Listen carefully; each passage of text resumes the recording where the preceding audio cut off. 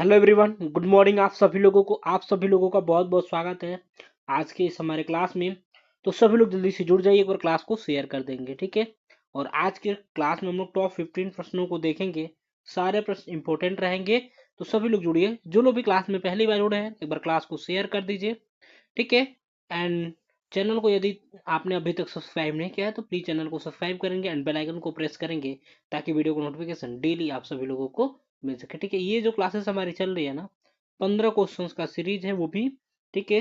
पूरे ऑप्शन को डिफाइन करके अच्छे से, तो आप लोग इसको मतलब फास्ट भी करके अगर देख सकते हैं, ठीक है। दोबारा देखना हो तो ऐसे पीछे के जितने भी क्लास है यदि आपने नहीं देखा है, ठीक है, तो आज मुझे लग रहा है 22 नंबर सेशन होगा। तो 22 नंबर सेशन है, उससे पहले वाली जो भी क्लास आपने नहीं देखा है तो सबको देखेंगे अच्छे से, ठीक है। एक बार पहले क्लास को शेयर कर दीजिए, जो लोग भी जुड़े हैं लास्ट तक बने रहेंगे। चलिए हम लोग चलते हैं, पहले प्रश्न को देखते हैं। पहला प्रश्न क्या रहने वाला है। तो आज का हमारा पहला प्रश्न है, मंडे फीवर अन्य किस नाम से जाना जाता है। तो बताना है मंडे फीवर जो है अन्य किस नाम से, एंथ्रोकोस कोसिस के नाम से जाना जाता है, सिलिकोसिस, एस्बेस्टोसिस या बाइसिनोसिस। तो किस नाम से जाना जाता है, एक बार सभी लोग बताएंगे। मंडे फीवर को अन्य किस नाम से जाना जाता है, आंसर कर दीजिए, ठीक है। यहाँ पे क्या हो जाएगा, सभी लोग बताइए। तो ऑप्शन क्या हो जाएगा, ऑप्शन डी हो जाएगा, बाइसिनोसिस के नाम से जाना जाता है। देखिए मंडे फीवर का दूसरा नाम जो है ना, बाइसिनोसिस। बाइसिनोसिस क्या है तो होता है, तो एक श्वसन संबंधी बीमारी है। इसमें ब्राउन लंग डिजीज या मंडे फीवर, ठीक है, इसको क्या कहा जाएगा, ब्राउन लंग डिजीज, ठीक है। क्या कहा जाएगा इसे, तो ब्राउन, ठीक है, सॉरी, ठीक है। हमारा पेन जो है ना थोड़ा सा ज्यादा ही वो हो गया है,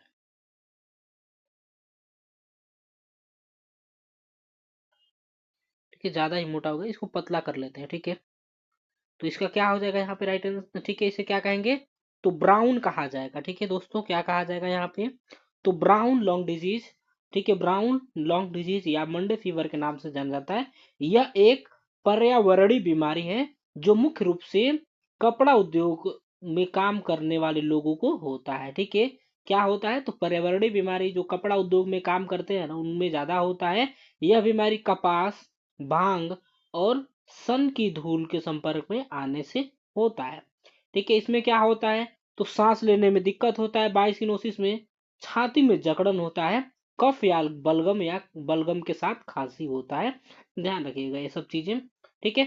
आगे बढ़िए, एंथ्रोसिस, ठीक है, क्या किस, ठीक है। यहाँ पे जो है आप लोगों का एस्बेस्टोसिस क्या होता है, तो यह एक बीमारी आमतौर पे अभ्रक युक्त उत्पादक जो है ना, अभ्रक से जो बने होते हैं उत्पाद, उनको अत्यधिक या लंबे समय तक उपयोग करने के परिणाम स्वरूप होता है, ठीक है। एसबे, ठीक है।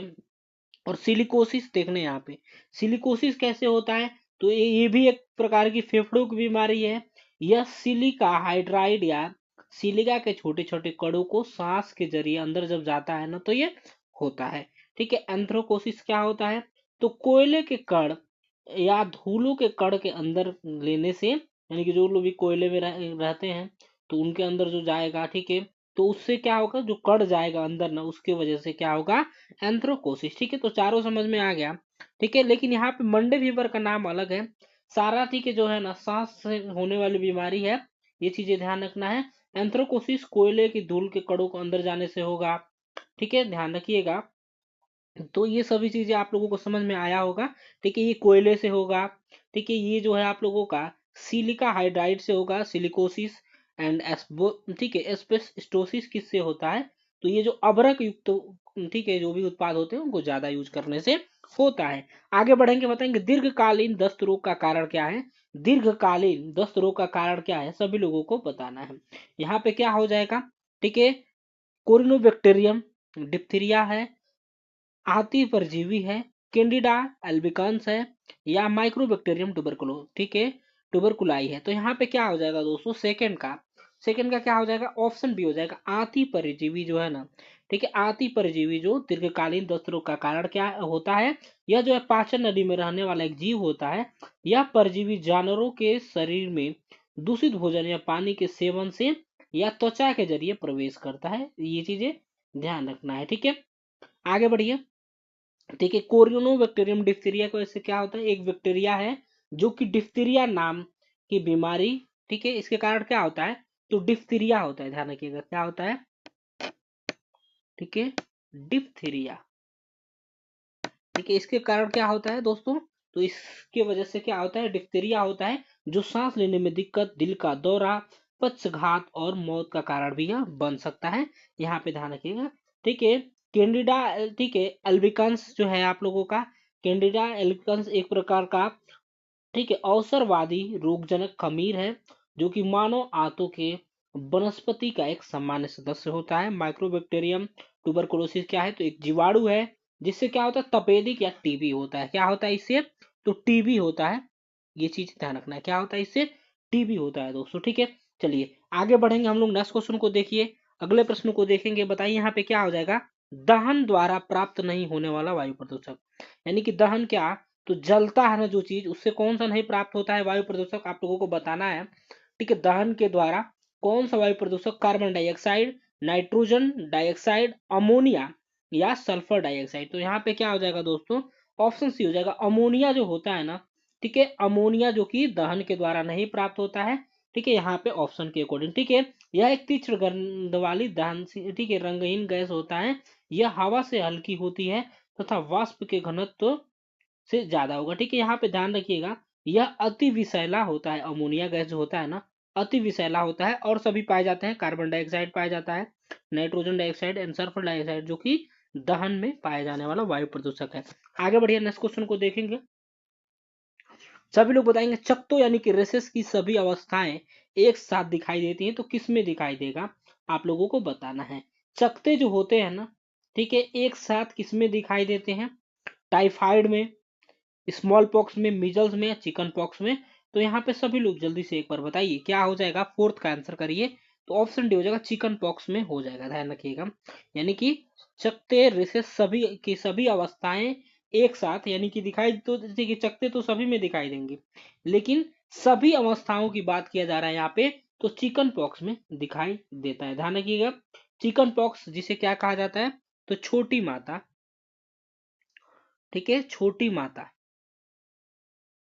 ठीक है, छोटी माता कहा जाता है, ठीक है, तो ध्यान रखिएगा, यह एक बड़ी तेजी से फैलने वाला वायरल संक्रमण है, इससे त्वचा पर खुजली या छाले जैसे चकत्ते हो जाते हैं, ठीक है, और देखिए जिन लोगों को कभी चेचक नहीं हुआ है या उन्हें टीका नहीं लगा है, तो यह उसमें सबसे ज्यादा फैलता है, ठीक है, जिसमें चेचक चेचक नहीं हुआ है तो उसमें सबसे ज्यादा फैलने वाला होता है। देखिए टाइफाइड क्या है, तो एक प्रकार का गंभीर संक्रमण है, जो कि सोलमोनेला टाइफी किसके का द्वारा होता है, तो सोल सॉरी साल्मोनेला,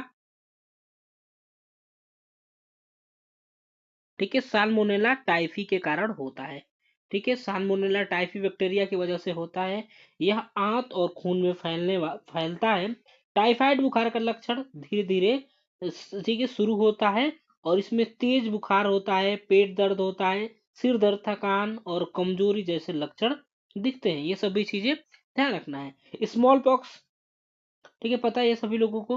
मिजल्स में देखिए, यह एक वायरल बीमारी है जो कि बहुत ज्यादातर संक्रामक होता है, इसके लक्षण क्या होते हैं, तो तेज बुखार, आंखों में दर्द, नाक बहना, मुंह के अंदर छोटे छोटे धब्बे, सूखी खांसी, भोजन न करना, ठीक है, ये सब सारी चीजें इसके लक्षण होते हैं।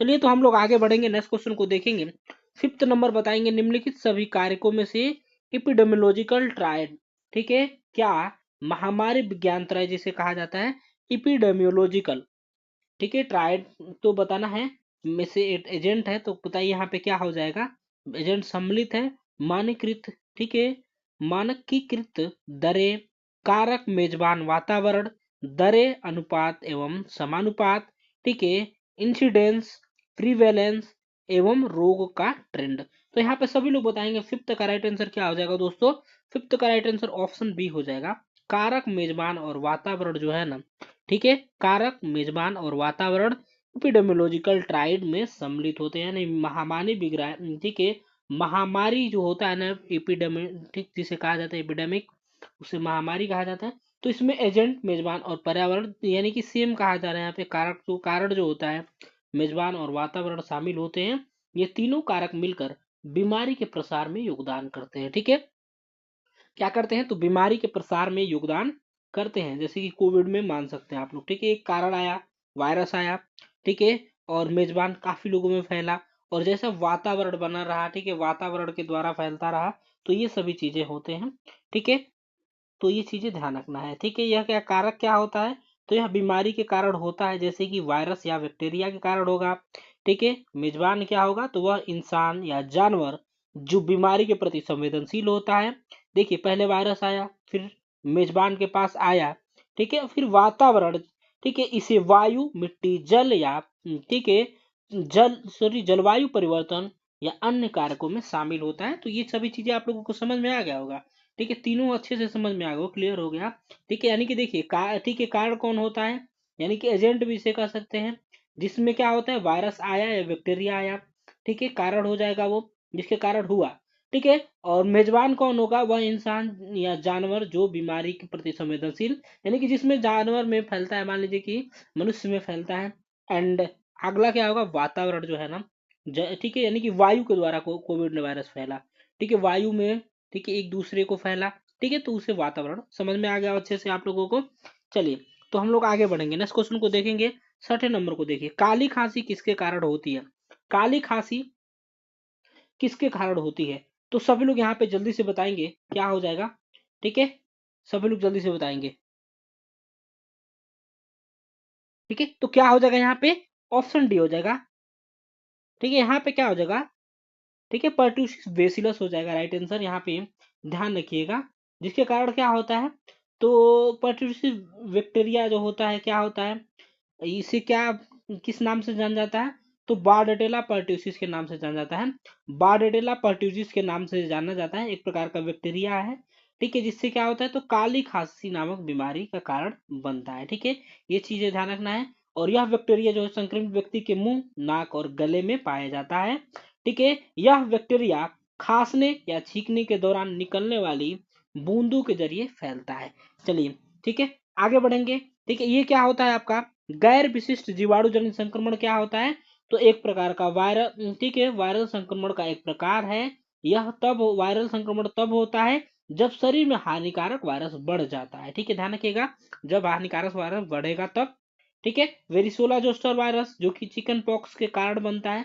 ठीक है, इसके कारण क्या होता है, तो चिकन पॉक्स होता है, वेरिसोला, ठीक है, वायरस। एंड देखिए, स्ट्रेप्टोकोकस बेसिलस क्या होता है, तो स्ट्रेप्टोकोकस बेक्स, ठीक है, क्या होता है, एक प्रकार का यह जीवाणु है। स्ट्रेप्टोकोकस ठीक है, बेसिलस क्या है, तो एक जीवाणु है। ठीक है, जीवाणु का प्रजाति है जो कि बेसिलस नहीं होता है, यह गोलाकार बैक्टीरिया होता है और ग्राम पॉजिटिव होता है, ध्यान रखिएगा।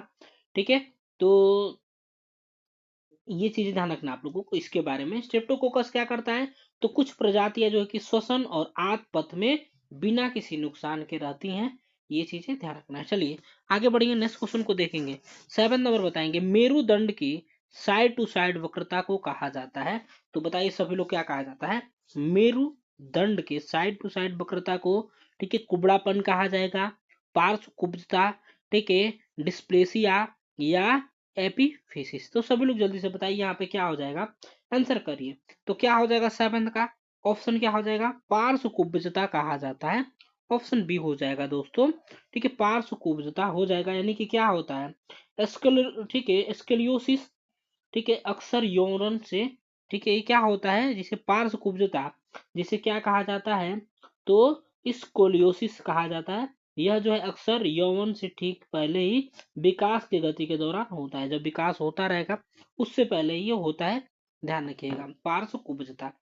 ठीक है, तो ऑप्शन क्या हो जाएगा यहाँ पे, बी हो जाएगा। ठीक है, आगे बढ़िए। और कुब्जता, ठीक है, ठीक है, यहाँ पे देखिए, जो आप लोगों का डिस्प्लेसिया दिया गया है ना, डिस्प्लेसिया, तो एक ऐसी स्थिति होती है जिसमें क्या होता है, तो कोशिकाएं असामान्य रूप से बढ़ती हैं या विकसित होती हैं। एक बार सभी लोग क्लास को शेयर करिएगा, वीडियो को सभी लोग एक बार लाइक कर दीजिए। ठीक है, एक बार सभी लोग वीडियो को लाइक करिए एंड क्लास को शेयर कर दीजिएगा। ठीक है, सभी लोग शेयर करिए, ध्यान रखिएगा। ठीक है, और एपीफिसिस क्या है, तो एपीफिसिस क्या है, तो लंबी हड्डियों के सिरों पर पाया जाने वाला एक चौड़ा हिस्सा होता है, ठीक है, यह जोड़ों से जुड़ा होता है और हड्डियों को मजबूत करता है, ध्यान रखना है। चलिए आगे बढ़ेंगे, नेक्स्ट क्वेश्चन को देखेंगे। 8 नंबर बताएंगे, ठीक है, कौन सा रोग में प्रतिरक्षण दीर्घ स्थायी नहीं होता है? तो रोग में प्रतिरक्षण दीर्घ स्थायी नहीं होता है, आप लोगों को बताना है। 8वें नंबर का आंसर करिए। तो 8वें नंबर का सभी लोग यहाँ पे बता दीजिए क्या हो जाएगा। तो इन्फ्लुएंजा जो है, इन्फ्लुएंजा जो है ध्यान रखिएगा, ठीक है, इन्फ्लुएंजा जो कि प्रतिरक्षण दीर्घ स्थायी नहीं होता है। इन्फ्लुएंजा या जिसे फ्लू कहते हैं, एक संक्रामक वायरस है जो नाक, गले और फेफड़ों को प्रभावित करता है। क्या करता है? तो नाक, गले और फेफड़ों को प्रभावित करेगा। यह एक श्वसन रोग होता है, ठीक है, श्वसन रोग होता है जो कि हवा के जरिए एक व्यक्ति से दूसरे व्यक्ति में फैलता है। ठीक है, काली खांसी मैं आपको बता ही चुका हूँ, ठीक है, जिसे कुकर खांसी भी कहा जाता है, खास तौर पे शिशुओं के लिए खतरनाक होता है ये। डिप्थीरिया जिसे गलघोटू कहा जाता है, ठीक है, गलघोटू नाक और गले की एक गंभीर संक्रामक जीवाणु संक्रमण जिसे टीके के द्वारा आसानी से रोका जा सकता है डिप्थीरिया को। कंठमाला, ठीक है, ध्यान रखिएगा। चलिए तो आगे बढ़िए, नेक्स्ट क्वेश्चन को देखिए। कंठमाला जिसे मम्स। तो आगे बढ़िए, नेक्स्ट क्वेश्चन को देखेंगे हम लोग। एक बार बताइए 9th नंबर, ठीक है, स्लाइडिंग हाइटल हर्निया का एक सर्वाधिक सामान्य लक्षण कौन सा है? तो बताइए, स्लाइडिंग हाइटल हर्निया का एक सर्वाधिक लक्षण बताना है आप लोगों को, कौन सा है इसमें से बताना है। पूर्णता का एहसास होना, ठीक है, श्वसन में कठिनाई होना, या रिफ्लेक्स गेस्टो इसोफेजियल। तो यहाँ पे क्या हो जाएगा? तो बताइए क्या हो जाएगा? स्लाइडिंग हाइटल हर्निया तो यह तब होता है जब पेट का ऊपरी हिस्सा ग्रसनी के निचले हिस्सा डायफ्राम से होकर छाती के गुहा में ऊपर की ओर खिसक जाता है, तब होता है क्या? तो हाइटल, स्लाइडिंग हाइटल हर्निया, ठीक है। तो यहाँ पे क्या हो जाएगा? 9th का क्या हो जाएगा? ऑप्शन सी हो जाएगा, यानी कि क्या हो जाएगा? रिफ्लेक्स गेस्ट्रो इसोफेजियल के कारण होता है, ठीक है, रिफ्लेक्स गेस्ट्रो इसोफेजियल के कारण होता है, ध्यान रखिएगा। ये जो है ना क्या होता है? तो एक पाचन से जुड़ी बीमारी है जिसमें क्या होता है? पेट के एसिड या पित्त की वजह से, ठीक है, खाने की नली की अंदरूनी परत में जलन होती है, ठीक है। इसमें क्या होता है? रिफ्लेक्स गेस्ट्रो इसोफेजियल में क्या होगा? तो जो खाने की नली होती है उसके अंदरूनी परत में जलन होता है, ठीक है। आगे बढ़िए, ठीक है, नेक्स्ट क्वेश्चन को देखेंगे। 10th नंबर बताएंगे क्या हो जाएगा। निरंतर भूख कम हो, तो 10th का क्या हो जाएगा बताएंगे सभी लोग। एक बार क्लास को सभी लोग शेयर करिए। निरंतर भूख कम होते जाना, तो जो उल्टी होने के तथा गंभीर वजन गिरावट के साथ होता है, तो निम्न किससे संबंधित है बताएंगे? स्टटरिंग से, एनोरेक्सिया नर्वोसा, बुलिविया नर्वोसा, या पीका से। तो सभी लोग यहाँ पे जल्दी से बताइए क्या हो जाएगा, ठीक है। तो ऑप्शन क्या हो जाएगा? ऑप्शन बी हो जाएगा यहाँ पे, यानी कि एनोरेक्सिया नर्वोसा से हो जाएगा राइट आंसर। यहाँ पे कल भी मैंने आप लोगों को बताया था क्वेश्चन। चलिए आगे बढ़िए, नेक्स्ट क्वेश्चन को देखेंगे। बताएंगे 11 नंबर का, दो प्यूबिस अस्थियां आगे की ओर मिलकर निर्माण करती हैं। तो दो प्यूबिस अस्थियां जो है आगे की ओर मिलकर निर्माण करती है। किसका निर्माण करेगी? कोकिक्स का करेगी, सिम्फाइसिस प्यूबिस का करेगी, ठीक है, सेक्रो कोकिजियल लिगामेंट का करेगा, या सेक्रो इलियक, ठीक है, जॉइंट का करेगा। तो यहाँ पे क्या हो जाएगा? तो ऑप्शन बी हो जाएगा, यानी कि किसका करेगा? तो सिम्फाइसिस प्यूबिस का करता है। दो प्यूबिस अस्थियां, ठीक है, आगे की ओर मिलकर क्या निर्माण करेगी? तो सिम्फाइसिस प्यूबिस का निर्माण करेगी। देखिए सिम्फाइसिस प्यूबिस, देखिए एक, ठीक है, उपास्थि युक्त जोड़ है जो कि श्रोणि मेखला में दाएं और बाएं प्यूबिस हड्डियों को बांधने का कार्य करता है। आगे बढ़िए, नेक्स्ट क्वेश्चन को देखेंगे। 12th नंबर बताएंगे, कौन सा प्रसव एक प्राथमिक चिन्ह है? ठीक है, कौन सा प्रसव का एक प्राथमिक चिन्ह बताएंगे? गर्भाशय संकुचन है, माँ द्वारा जोर लगाना, ठीक है, अंतरावच्छी दबाव है, या उदरीय संकुचन। तो कौन सा एक सॉरी प्रसव का एक प्राथमिक चिन्ह है बताना है आप लोगों को, तो जल्दी से बताइए, ठीक है। एक बार क्लास को शेयर करिए। तो क्या हो जाएगा? गर्भाशय संकुचन जो हो जाएगा ना, ऑप्शन ए हो जाएगा, यानी कि गर्भाशय संकुचन जो है प्रसव की प्राथमिक, प्रसव का एक प्राथमिक चिन्ह है गर्भाशय संकुचन। गर्भाशय की मांसपेशियों का लयबद्ध रूप से सिकुड़ना और ढीला होना होता है क्या? गर्भाशय संकुचन, ठीक है। और आगे बढ़िए। ये क्या होता है, अंतरावच्छी दबाव क्या होता है, तो किसी तरह पर विद्युत चुंबकीय विकिरणों को पैदा करने वाला एक प्रकार का ये दबाव होता है। यहाँ पे क्या हो जाएगा, तो गर्भाशय संकुचन हो जाएगा 12th का। आगे बढ़िए 13 नंबर बताएंगे, ओलिगोस्पर्मिया से तात्पर्य है। ओलिगोस्पर्मिया से क्या तात्पर्य है आप लोगों को बताना है। एक बार सभी लोग वीडियो को लाइक करिए, इन क्लास को शेयर करिए। वीर्य का अभाव, वीर्य में शुक्राणु नहीं, मृत शुक्राणु या 20 मिलियन से कम शुक्राणुओं की संख्या। तो सभी लोग जल्दी से बताएंगे क्या होता है, ओलिगोस्पर्मिया। ठीक है, ओलिगोस्पर्मिया का मतलब क्या होता है, तो किसी पुरुष के वीर्य में शुक्राणुओं की संख्या कम होना, जिसे क्या कहा जाता है, ओलिगोस्पर्मिया कहा जाता है। इसे कम शुक्राणुओं की संख्या के नाम से भी जाना जाता है। यह एक पुरुष प्रजनन स्वास्थ्य समस्या है। ओलिगोस्पर्मिया की वजह से गर्भधारण करने में दिक्कत हो सकती है। चलिए, तो WHO के अनुसार क्या माना जाता है, तो वीर्य में शुक्राणुओं की संख्या 15 मिलियन से कम होने पे इसे ओलिगोस्पर्मिया, ठीक है, 15 मिलियन से यदि कम होगा ना तो उसे ओलिगोस्पर्मिया माना जाता है। यहाँ पे क्या हो जाएगा, तो ऑप्शन क्या हो जाएगा, ए हो जाएगा। ठीक है, वीर्य का अभाव हो जाएगा। यहाँ पे ध्यान रखिए, सॉरी क्या होगा यहाँ पे आप लोगों का 13 का, तो ऑप्शन डी होगा। 20 मिलियन से कम शुक्राणुओं की संख्या को कहा जाता है यहाँ पे ओलिगोस्पर्मिया। ठीक है, ध्यान रखिएगा, 20 मिलियन से कम शुक्राणुओं की संख्या यदि होगी तो उसे ओलिगोस्पर्मिया कहा जाएगा, यानी कि ऑप्शन ए हो जाएगा, सॉरी ऑप्शन डी हो जाएगा, ए नहीं डी हो जाएगा। ठीक है, चलिए आगे बढ़िए, नेक्स्ट क्वेश्चन को देखेंगे। 14 नंबर बताइए, रजो निवृत्ति की औसत आयु सभी लोगों को बताना है। ठीक है, 20 मिलियन से शुक्राणुओं की संख्या कम होगी तो ओलिगोस्पर्मिया कहा जाता है। यहाँ पे बताइए रजो निवृत्ति की औसत आयु सभी लोगों को बताना है 48। ठीक है, 48 ईयर होगा, 40 ईयर, 45 या 51। तो यहाँ पे क्या हो जाएगा, सभी लोग जल्दी से बताइए। ठीक है, रजो निवृत्ति का औसत आयु। ठीक है, तो ये क्या माना जाता है, ऑप्शन डी हो जाएगा, यानी कि 51 माना जाता है। रजो निवृत्ति का औसत आयु 51 वर्ष माना जाता है। हालांकि 30 से 50 वर्ष के बीच या उसके बाद कभी भी हो सकता है रजो निवृत्ति। ठीक है, ध्यान रखिएगा। ठीक है, ये क्या होता है, तो जब आपको आखिरी बार मासिक धर्म आता है तो उसे क्या कहा जाता है ये। ठीक है, तो उसे ही रजो निवृत्ति करता है, किसी महिला को आखिरी बार, ठीक है, मासिक धर्म आएगा तो। ठीक है, ऑप्शन डी यहाँ पे हो जाएगा। औसत एज पूछा गया है, 51 होता है औसत। चलिए आगे बढ़िए, लास्ट क्वेश्चन को देखेंगे। नाभि नाल की सामान्य लंबाई बताना है। नाभि नाल की सामान्य लंबाई कितनी होती है, 20 सेंटीमीटर, 15 सेंटीमीटर, 70 सेंटीमीटर या 50 सेंटीमीटर। तो फटाफट से आंसर करिए, यहाँ पे क्या हो जाएगा 15 का, तो यहाँ पे ऑप्शन डी हो जाएगा, यानी कि कितना होगा, तो 50 सेंटीमीटर होता है नाभि नाल की सामान्य लंबाई। ठीक है, 50 से 60 सेंटीमीटर होता है। ठीक है, यानी कि कितना होगा, तो 19.6 से लेके 23.6 इंच तक होता है। इंच में यदि आपसे पूछे तो इंच में इतना होगा। ठीक है, और सेंटीमीटर में आपसे पूछे तो 50 से 60। ठीक है, 50 से 60 सेंटीमीटर हो जाता है। ठीक है, ध्यान रखिएगा। तो ये रहा आपका 15 प्रश्न। मिलेंगे अगली क्लास में, तब तक के लिए bye bye, take care, thank you so much for watching, have a great day. मिलते हैं आपसे नेक्स्ट क्लास में, bye bye and take care, thank you so much for watching.